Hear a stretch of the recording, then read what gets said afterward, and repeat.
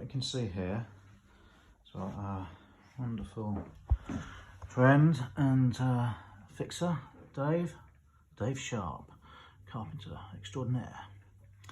What Dave's done for us is realised that straight away that this floor was not very steady when you jumped up and down it. Partly because they took a wall out here, down there. They took a wall out in the kitchen underneath and didn't replace it with a steel. They took a wall out along here, which did get replaced with a steel. And because of this, the floor has dropped by Henry's room that much.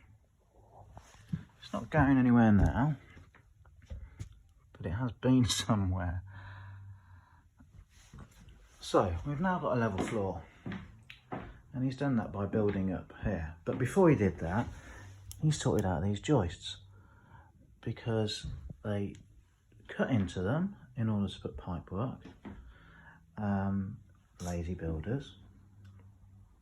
Then we moved the chimney, we think, from here.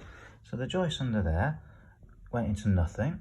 Dave sorted it by putting it into the wall.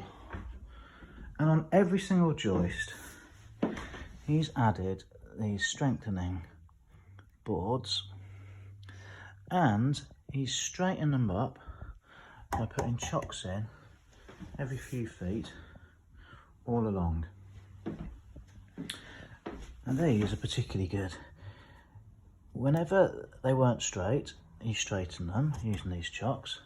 Wherever they were bowed, he planed them to make them flat, so that these could be stuck either side, heavy duty glue, and then bolted all across, tripling the strength, I'd say, of the floor.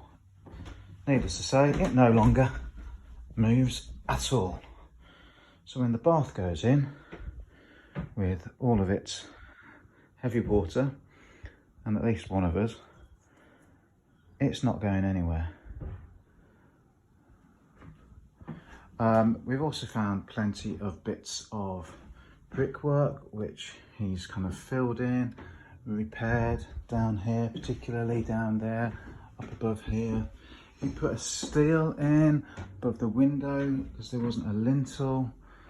He's basically rebuilt this corner of the house, and I just wanted to acknowledge that here in October 2023. It's over 100 years old, and in another 100 years time this corner of the house will still be rock solid. I thank you, Dave Sharp.